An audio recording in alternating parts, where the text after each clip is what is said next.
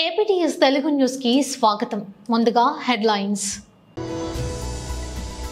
కేసీఆర్ జన్మదిన వేడుకల గురించి మాజీ మంత్రి MLA Talasani Srinivas Yadav press meet. Kaleshwaram ప్రాజెక్టుల అవినీతిపై సిబిఐ దర్యాప్తుకు ఆదేశించకుండా కాంగ్రెస్ నాటకాలు. అమరవీరుల స్తూపం వద్ద ఉరితాలకు వేలాడిన ఇక కల్వకుంట్ల చంద్రశేఖర్ రావును తెలంగాణ నమ్మదు.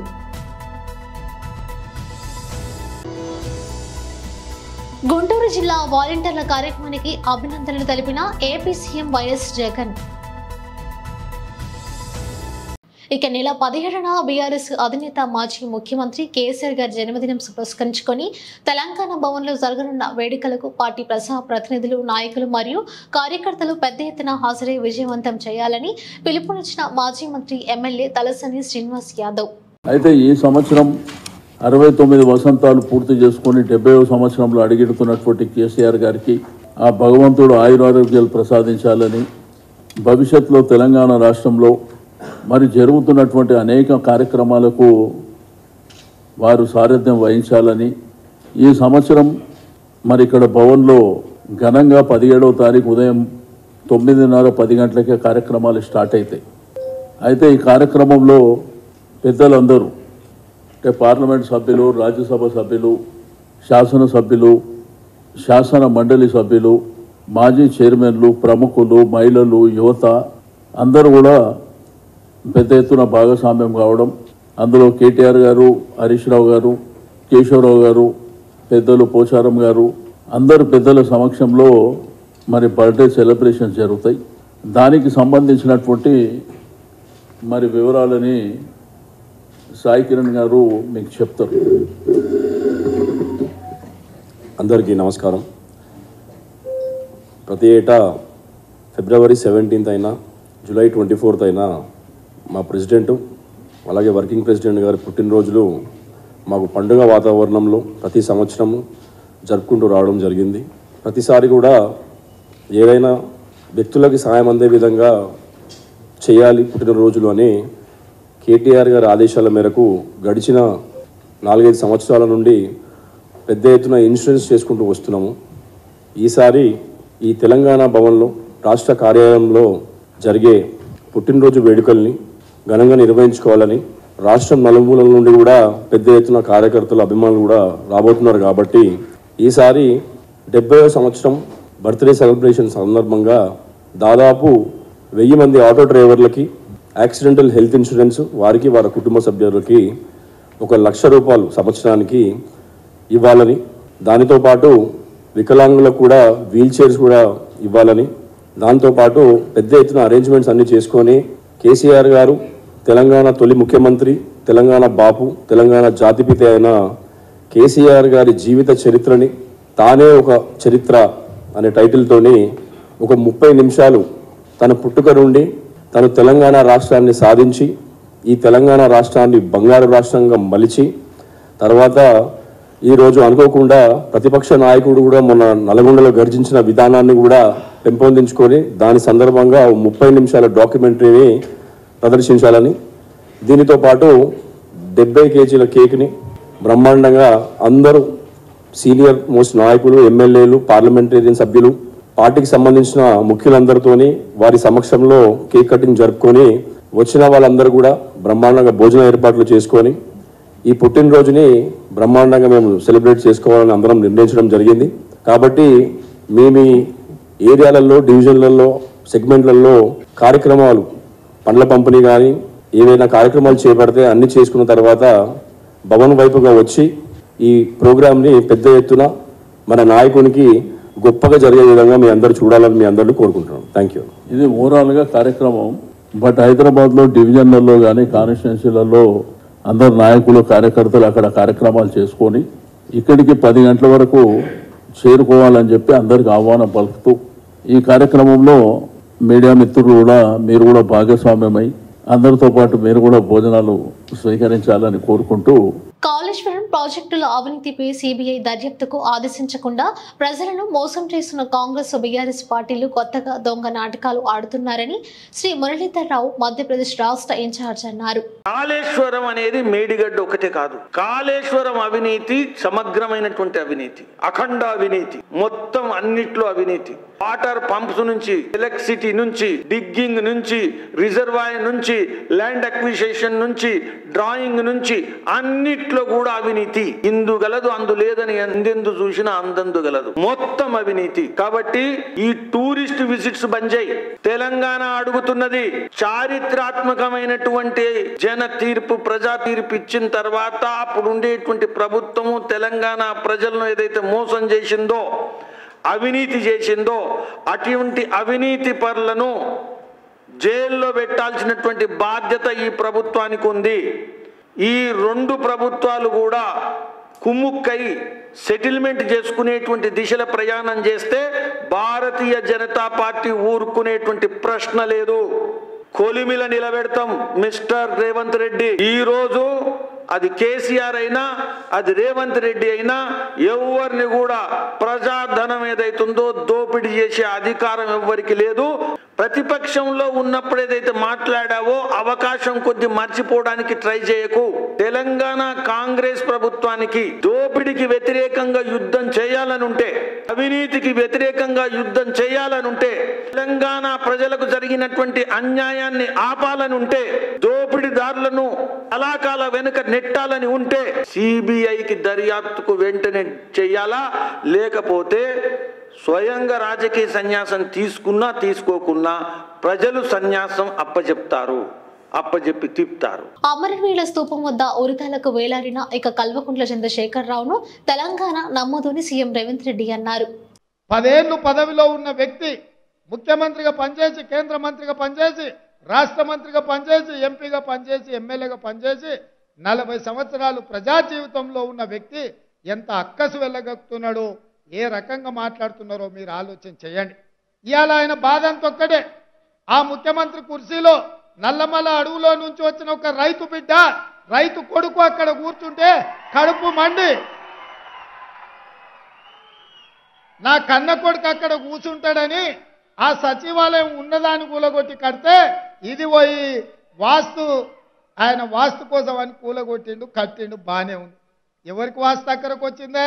అది మనకు అక్కరకు వచ్చింది, మీకు అక్కరకు వచ్చింది, నాకు అక్కరకు వచ్చింది, మా ఎంకన్నకు, మా పొన్నం ప్రభాకర్కి అక్కరకు వచ్చింది. దశ దిశ అని 2 ఉంటాయి. దశ బాగుంటే దిశతో పని లేదు. నీ దశ గుడిసేటది కాబట్టే నువ్వు పోయి ఫామ్ హౌస్లో పడ్డావయ్యా. ఇప్పటికన్నా అర్థం చేసుకో. ప్రజలు నీ నుంచి ఏం ఆశించిండ్రు? ప్రజలకు నువ్వేం ద్రోహం చేసినావు? ఇవాళ ప్రజలు ఏం మార్పు కోరుకున్నారు? ఇవాళ నిరుద్యోగ యువకులు వాళ్ళ జీవితాలతో మార్పుతో పాటు తెలంగాణ రాష్ట్రంలో పాలకుల మార్పు జరగాలని ఇవాళ ప్రజా ప్రభుత్వాన్ని ఇచ్చిండ్రు. ఇవాళ మేము వచ్చి కూర్చున్నామో లేదో, సర్దుకున్నామో లేదో, ఎక్కడ కుండ ఉందో, ఎక్కడ గిన్నె ఉందో, ఎక్కడ పొయ్యి ఉందో వంటొందామనే లోపలనే మీరు వండలేదు, మీరు ఉపాసం మానబెడుతున్నారని మా మీద ప్రచారం చేస్తున్నాడు. నేను ఒక్కటే మీకు చెప్పదలుచుకున్నా, 3650 రోజులు అధికారంలో ఉన్నాయన నువ్వు వీళ్ళకి ఎందుకు ఉద్యోగ నియామకాలు ఇవ్వలేదు? 70 రోజుల్లో మేము ఇచ్చినాం కదా. 70 రోజుల్లో దాదాపుగా మేము 25,000 ఉద్యోగాలు ఇవాళ భర్తీ చేసినాం.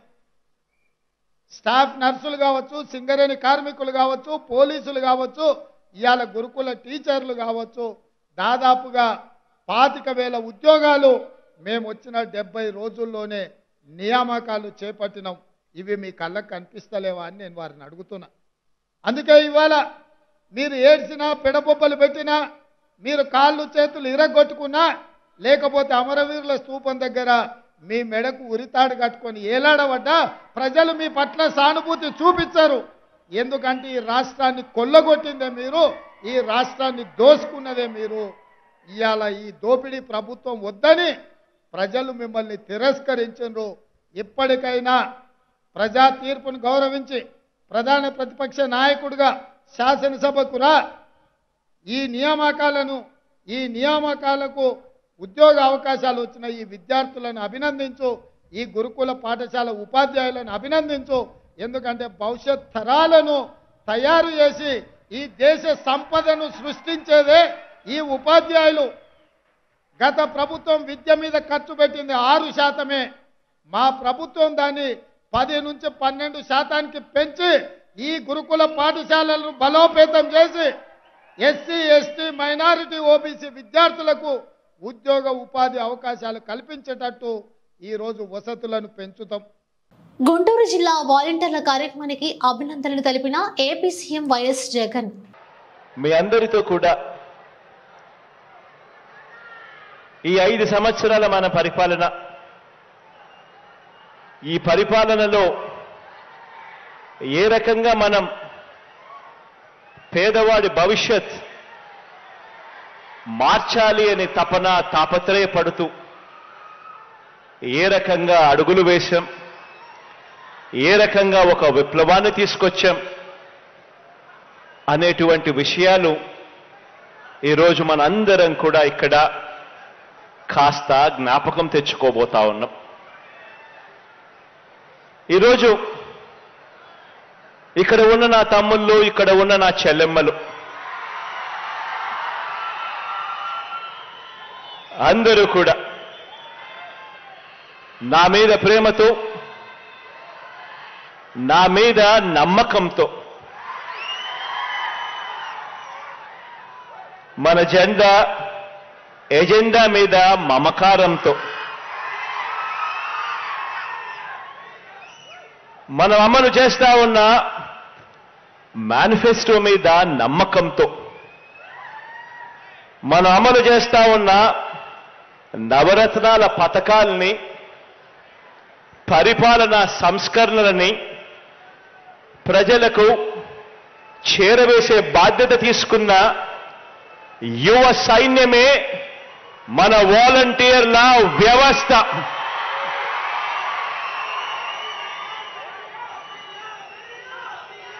ఈ సైన్యం ఇది ప్రతి పేద ఇంట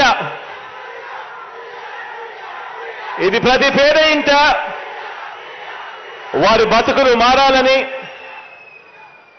ప్రతి పేద ఇంట వారి బతుకులు మారాలని, ప్రతి పేదవాడు కూడా రాబోయే తరం, ఆ పేదవాడి ఇంట్లో నుంచి బయటకు వచ్చే రాబోయే తరం ఇక పేదరికం సంఖ్యలు తెంచుకోవాలి అని తాపత్రయంతో మనం తీసుకువస్తా ఉన్న విప్లవాత్మక పథకాలన్నీ కూడా ₹1 కూడా ఎక్కడా కూడా లంచం తీసుకోకుండా,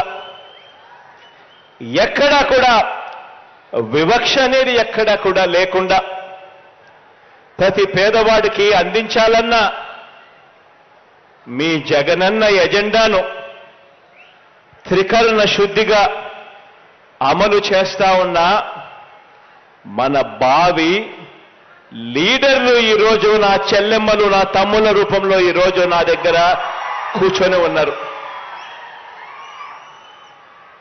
మొట్టమొదటి రోజు నేను చెప్పా, మీరు చేస్తా ఉన్నది ఉద్యోగాలు కాదని. మొట్టమొదటి రోజు నేను చెప్పా, మీరు రాబోయే రోజుల్లో భావి లీడర్లు కాబోతా ఉన్నారు అని చెప్పా. ఈ వ్యవస్థలో ఉన్న ప్రతి ఒక్కరూ కూడా, ఈ వ్యవస్థలో పాలు పంచుకుంటా ఉన్న ప్రతి ఒక్కరూ కూడా నా చెల్లెమ్మలు, నా తమ్ముళ్ళు అంతా నా వాళ్ళు అని సందర్భంగా గర్వంగా తెలియజేస్తా ఉన్నాను. మన ప్రభుత్వ విజయాన్ని కోరుకునే ప్రతి పేదవాడి భవిష్యత్తు కూడా మార్చాలి అని తపన పడే సేవా సైనికులు నా వాలంటీర్లు అని చెప్పడానికి గర్వపడతా ఉన్నా. ఎందుకంటే 58 నెలలు మనమంతా కూడా పేదలకు సేవ చేశాం. 58 నెలలు మనం అలసిపోకుండా పేదలకు సేవ చేశాం. మీ దగ్గర నుంచి మొదలు పెడితే నా దగ్గర దాకా కూడా ఈ 55 నెలలు పేదలకు సేవ చేశాం. ఇక 2 నెలలు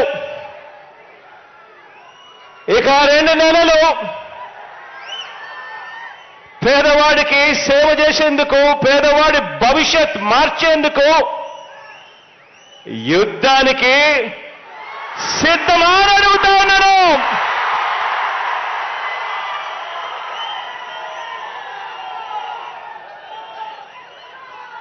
సీనియర్ జర్నలిస్టు ఆలపాటి సురేష్ కుమార్ రచించిన విధ్వంసం పుస్తక ఆవిష్కరణ కార్యక్రమం విజయవాడలో జరిగింది. నగరంలో A1 కన్వెన్షన్ సెంటర్లో గురువారం సాయంత్రం జరిగిన ఈ కార్యక్రమంలో టీడీపీ అధినేత రానా చంద్రబాబు నాయుడు, జనసేన పార్టీ చీఫ్ పవన్ కళ్యాణ్ తో పాటు పలువురు రాజకీయ నాయకులు పాల్గొన్నారు. రాష్ట్రంలో వైసీపీ ప్రభుత్వం ఏర్పడ్డాక జరిగిన పలు ఘటనలు ఎత్తి చూపుతూ ఆలపాటి సురేష్ కుమార్ విధ్వంసం పుస్తకాన్ని రచించారు. మొత్తం 185 అంశాలతో ఆయన ఈ పుస్తకాన్ని రాశారు. పుస్తకాన్ని ఆవిష్కరించిన చంద్రబాబు నాయుడు తొలి కాపీని పవన్ కళ్యాణ్ కు అందజేశారు. దేశ చరిత్రలో ఎక్కడ లేని రీతిలో ఆంధ్రప్రదేశ్ లో మీడియాపై ఆంక్షలు విధిస్తున్నారని చంద్రబాబు ఆగ్రహం వ్యక్తం చేశారు. ప్రజా చైతన్యానికి అక్షరమే ఆయుధంగా నిలవాలని ఆకాంక్షించారు. ప్రజల పక్షం వహించి ఈ పుస్తకాన్ని రచించారని, మొదటి పేజీ చదివితే ఈ విషయం అర్థమైందని జనసేన అధినేత పవన్ కళ్యాణ్ అన్నారు. జరిగిన ఘటనలు జరిగేటట్టుగా ఎలాంటి భావోద్వేగాలు పక్షపాతం లేకుండా రాశారని అన్నారు. ఇదే కదా వేదికపై మరో సీనియర్ జర్నలిస్టు నీరుకొండ ప్రసాద్ రాసిన అక్షర అవసరం పుస్తకాన్ని కూడా చంద్రబాబు ఆవిష్కరించారు. ప్రజా సమస్యలను వ్యాసాల రూపంలో వెలుగులోకి తీసుకువస్తూ నీరుకొండ ప్రసాద్ ఈ పుస్తకాన్ని రాశారు. పవన్ కళ్యాణ్ గారిని మాట్లాడాల్సిందిగా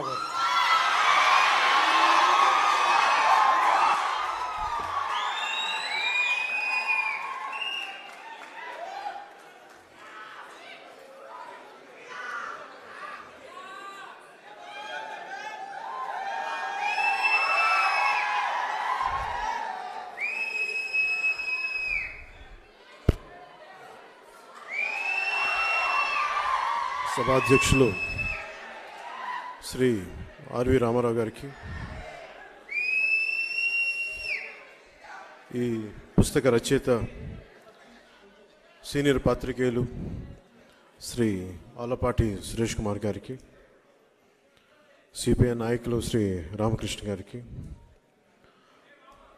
పోతుల బాలకోట గారికి, శివారెడ్డి గారికి, ముప్పాళ్ల సుబ్బారావు గారికి, వేదిక పైనున్న పెద్దలందరికీ, తెలుగుదేశం పార్టీ జాతీయ అధ్యక్షులు మాజీ ముఖ్యమంత్రి శ్రీ నారా చంద్రబాబు నాయుడు గారికి, ఈ సమావేశానికి వచ్చిన తెలుగుదేశం నాయకులకి, పెద్దలకి, మహిళలకి, అమరావతి రాజధాని ఉద్యమంలో పాల్గొన్న ఆడపడుచులందరికీ, నాయకులందరికీ పేరు పేరున నా హృదయపూర్వక ధన్యవాదాలు, హృదయపూర్వక నమస్కారాలు. కొద్ది కాలం క్రితం విధ్వంసం రచయిత శ్రీ ఆలపాటి సురేష్ కుమార్ గారు ఈ పుస్తకం నాకు పంపినప్పుడు కొంత మొత్తం చదవలేదు, కానీ ఒక 40 నుంచి 50 పేజీలు చదవడం జరిగింది. ఇందాక ఆయన చెప్తున్నట్టుగా ఒక రచయిత ఏ ప్రయోజనాలను ఆశించి రాశారు, ఎవరి పక్షాన్ని నిలబడి రాశారు అని నాకు ఆయన ఇప్పుడు చెప్తుంటే నాకు అర్థమైంది, కానీ చదువుతుంటే నాకు ఒకటే అనిపించింది, ప్రజల పక్షాన్ని వహించి రాశారు ఈ పుస్తకం. చదివిన మొట్టమొదటి పేజీలోనే నాకు అర్థమైంది, ఈయన ఎవరి పక్షం తీసుకోలేదు. ఒక సాక్షిభూతంగా జరిగిన సందర్భాన్ని జరిగినట్టు ఎలాంటి భావోద్వేగాలకి లోను కాకుండా, ఎలాంటి పక్షపాతాలకి లోను కాకుండా, ఒక నిజమైన జర్నలిస్ట్ రిపోర్ట్ చేస్తే ఎలా ఉంటుందో ఈ విధ్వంసం పుస్తకం ఆలపాటి సురేష్ కుమార్ గారు అంత గొప్పగా రాశారు.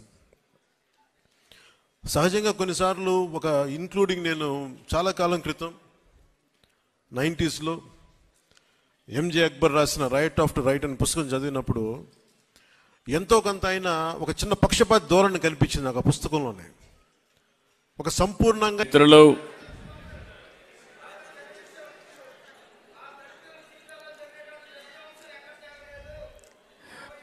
మనందరం బాధితులమే. ఎవరైతే మీరు చెప్పి దళితులు బాధితులే, అమరావతి రైతులు బాధితులే, పవన్ కళ్యాణ్ గారు బాధితులే, నేను బాధితుడినే. రేపో ఎల్లుండో ఆలపాటి సురేష్ కుమార్ కూడా బాధితుడే.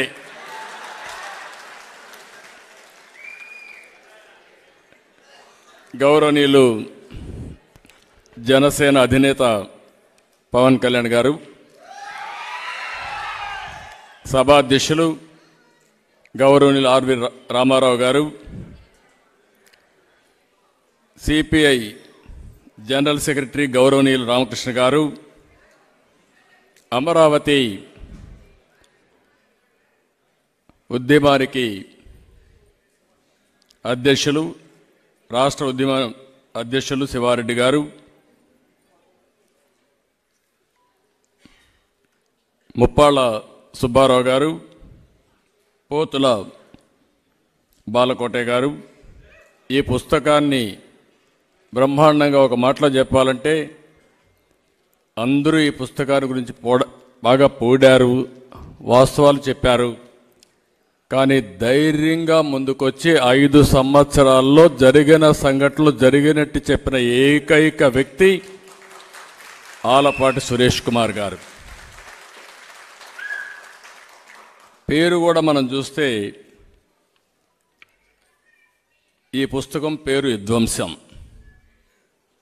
ఇది కేవలం పుస్తకం కాదు, ప్రభుత్వాన్ని సమాజాన్ని దగ్గరగా గమనించిన ఒక జర్నలిస్ట్ ధర్మాగ్రహం. నేను చాలా స్పష్టంగా చెప్తున్నా, ధర్మాగ్రహం.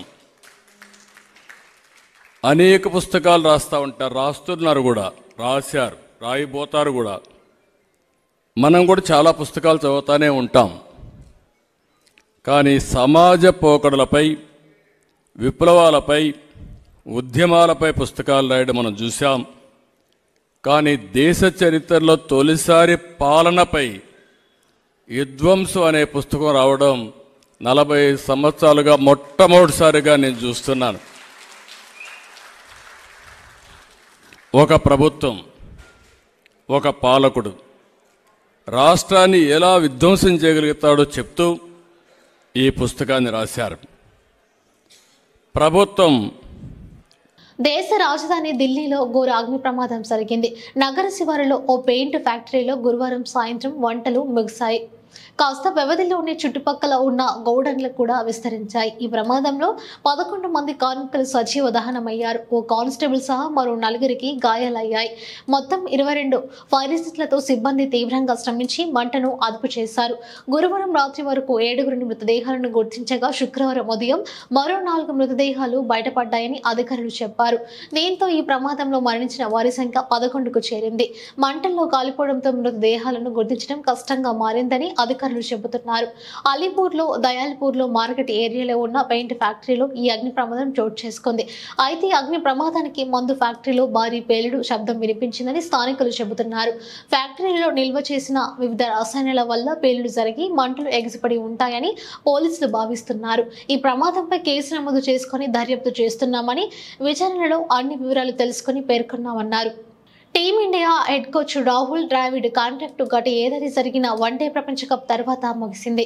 అయినప్పటికీ ద్రావిడ్ సపోర్టింగ్ స్టాఫ్ కొనసాగుతూనే ఉన్నారు. ఈ నేపథ్యంలో ద్రావిడ్ మరింత కాలం కొనసాగుతున్న ప్రశ్న తెరపైకి వచ్చింది. దీంతో బీసీసీఐ కార్యదర్శి జైషా స్పందించాల్సి వచ్చింది.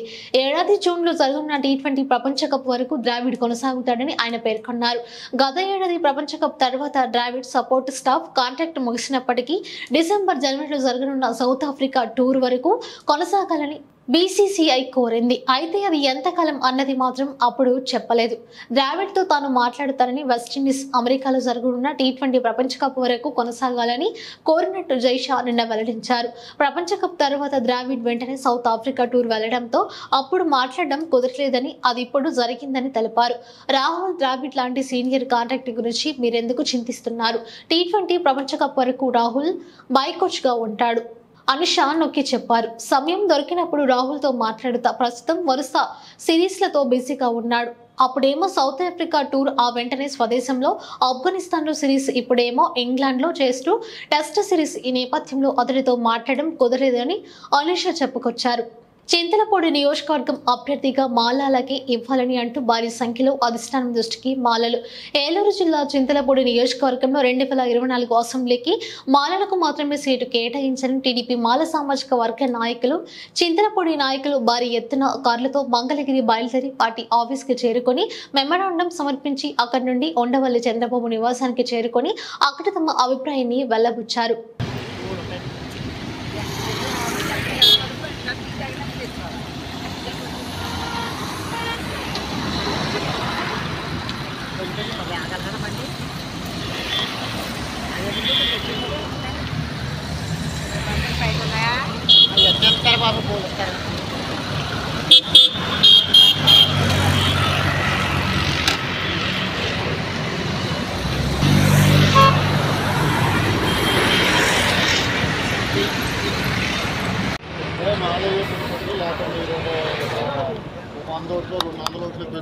కాదండి మా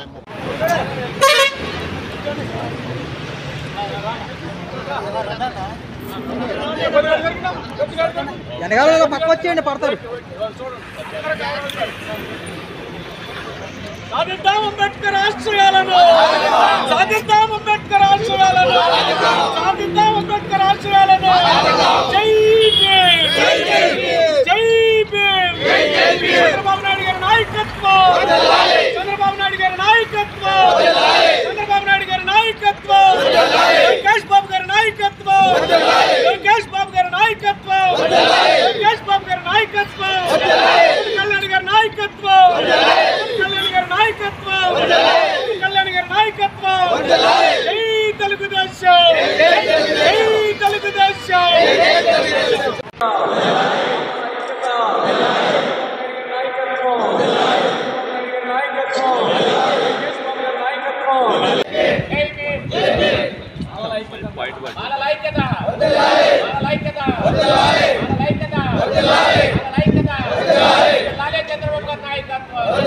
బులెటిన్ ముగించే ముందు హెడ్లైన్స్ మరోసారి చూద్దాం. కేసీఆర్ జన్మదిన వేడుకల గురించి మాజీ మంత్రి MLA Talasani Srinivas Yadav press meet. Kaleshwaram ప్రాజెక్టుల అవినీతిపై సిబిఐ దర్యాప్తుకు ఆదేశించకుండా కాంగ్రెస్ నాటకాలు. అమరవీరుల స్తూపం వద్ద ఉరితాలకు వేలాడిన ఇక కల్వకుంట్ల చంద్రశేఖర్ రావును తెలంగాణ నమ్మదు.